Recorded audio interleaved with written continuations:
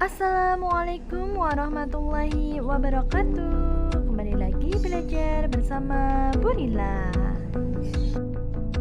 Hari ini kita akan belajar tematik tema 7 indahnya keragaman negeriku, subtema 1 keragaman suku bangsa dan agama di negeriku di pembelajaran 1. Mari kita mulai. Jangan lupa berdoa terlebih dahulu ya. Bangsa Indonesia terdiri atas banyak suku bangsa.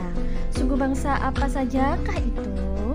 Untuk lebih jelasnya, mari kita baca teks berikut. Suku bangsa di Indonesia. Sejak dahulu kala, bangsa Indonesia hidup dalam keragaman. Kalimat Bhinneka Tunggal Ika pada lambang negara Garuda Pancasila bukan cuma slogan. Penduduk Indonesia terdiri atas beragam suku bangsa, agama, bahasa, adat, dan budaya, tetapi semua dapat hidup rukun berdampingan.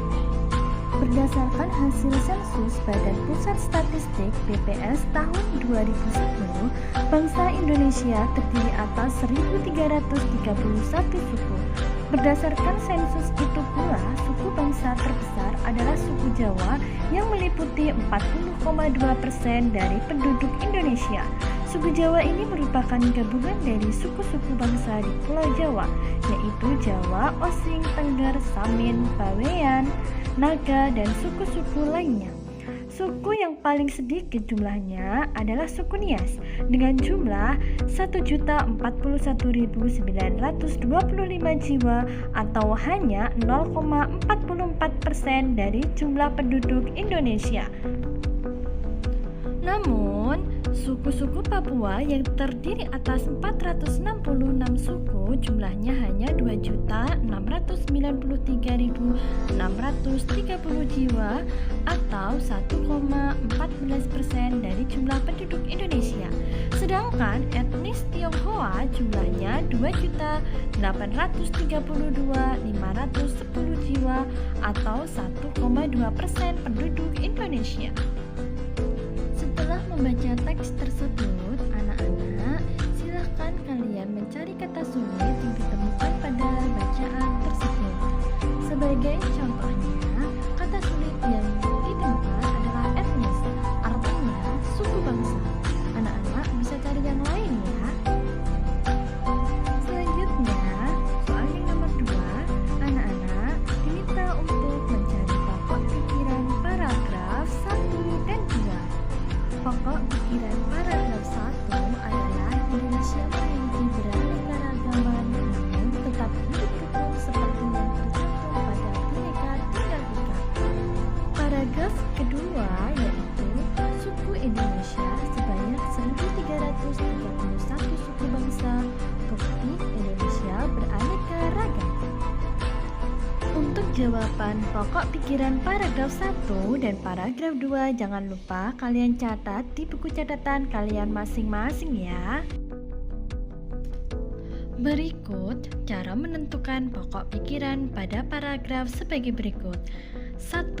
Membaca seluruh kalimat dalam paragraf.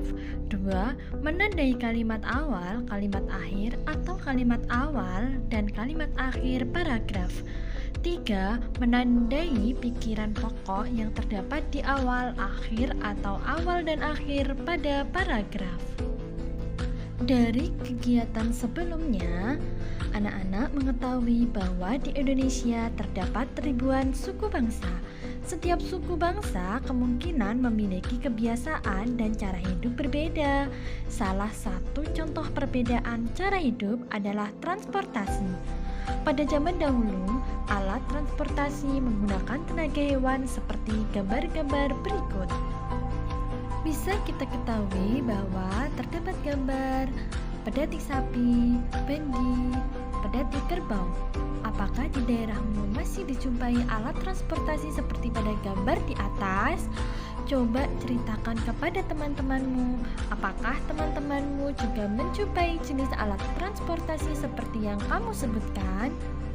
Perhatikan lagi gambar bendi, pedati sapi, dan pedati kerbau. dapatkah kamu melihat persamaan dari ketiga alat transportasi tradisional tersebut? Ada banyak persamaan. Salah satunya adalah ketiga alat transportasi tersebut menggunakan binatang yang sama-sama menarik beban berupa pendi atau pedati. Perhatikan kegiatan berikut. Menggeser dan mengembalikan meja. Mengangkat kursi untuk dikembalikan ke tempatnya. Melipat dan meremas kertas. Aktivitas yang telah kalian lakukan terhadap meja sehingga bergeser disebut gaya. Aktivitas yang kamu lakukan terhadap tas sekolah yang kamu angkat disebut gaya. Aktivitas yang kamu lakukan terhadap kertas sehingga bentuknya berubah disebut juga gaya. Perhatikan gambar tersebut. Apa yang menyebabkan mobil pada gambar di samping dapat bergerak? Gambar 1 dapat membuktikan bahwa gaya dapat mempengaruhi benda diam menjadi bergerak. Selanjutnya, apa yang menyebabkan lampu dapat menyala?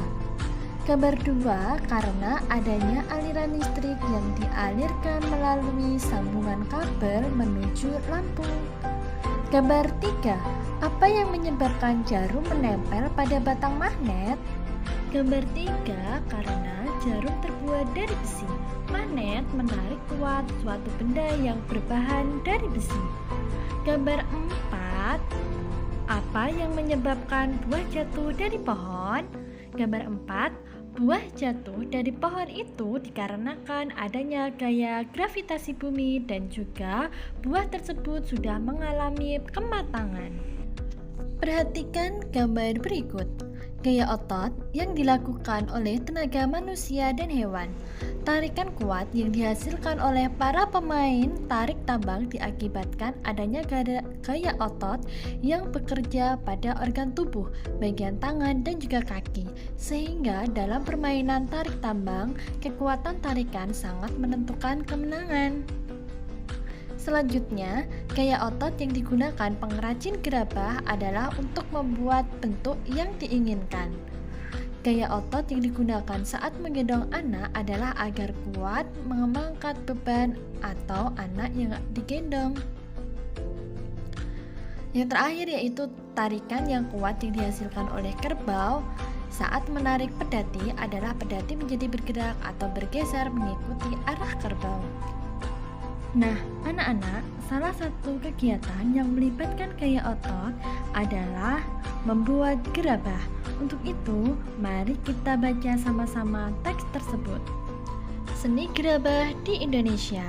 Tahukah kamu apa yang disebut gerabah? Berdasarkan Kamus Besar Bahasa Indonesia atau KBBI, gerabah yaitu alat-alat dapur atau untuk memasak dan sebagainya yang dibuat dari tanah liat yang kemudian dibakar, misalnya kendi, belanga. Memang awalnya pembuatan gerabah untuk memenuhi kebutuhan alat-alat dapur. Namun, dalam perkembangannya, seni kerajinan gerabah meluas dan menghasilkan beraneka macam benda. Pembuatan gerabah secara tradisional tersebar di wilayah Nusantara. Di Jawa, tempat yang terkenal dengan pembuatan gerabah adalah Kasongan, Yogyakarta. Kasongan adalah nama daerah di Kecamatan Kasihan, Bantul. Letak Kasongan kurang lebih 8 km di sebelah barat daya Yogyakarta. Gerabah Kasongan awalnya biasa saja. Perajin Kasongan dahulu hanya membuat barang-barang rumah tangga seperti anglo, cobek, atau kendi. Namun pada tahun 1970-an, Bapak Sabto Hudoyo, seorang seniman Yogyakarta, mendidik perajin di sana. Mereka diajari cara membuat karya seni dari tanah liat. Sejak saat itu, seni gerabah semakin bermunculan. Para perajin membuat kendi yang lebih menarik. Mereka juga membuat vas yang dilengkapi aneka hiasan. Semakin hari pengetahuan dan keahlian perajin makin berkembang. Hasilnya, seperti yang kita lihat hari ini, gerabah Kasongan menjadi terkenal dan banyak dicari. Di Kabupaten Lombok Barat, Nusa Tenggara Barat, ada ada sebuah daerah yang terkenal dengan seni pembuatan gerabah, yaitu Banyumolok. Ada satu karya unik dari seni kerajinan gerabah dari Banyumolok ini, yaitu kendi maling. Umumnya, kendi atau wadah air mempunyai lubang di bagian atas untuk mengisi air. Pada bagian bawah, konon pada zaman dahulu kendi ini dibuat untuk raja sebagai pengaman supaya maling yang berniat meracuni raja kebingungan mencari lubang di atas kendi. Masyarakat di Pulau di Maluku Tengah juga membuat gerabah yang disebut simpeh. Mereka kebanyakan membuat simpeh untuk keperluan rumah tangga. Ada simpeh yang digunakan sebagai kompor, tempat memasak makanan, dan membuat obat-obatan tradisional. Ada pula simpeh yang digunakan sebagai wadah suguhan dan berfungsi sebagai piring. Di Papua, saat ini tradisi pembuatan gerabah ditemukan di pesisir utara Papua, tepatnya di Kampung Abar. Kampung Abar adalah salah satu kampung di Danau Sentani, Kabupaten Jayapura. Umumnya pembuatan gerabah di Kampung Abar dilakukan wanita. Konsumen gerabah dari Kampung Abar adalah para wisatawan yang datang ke Pulau Sentani. Bagi para wisatawan, gerabah Papua itu menarik karena dibuat dengan tangan kosong tanpa mengandalkan teknologi alat pemutar.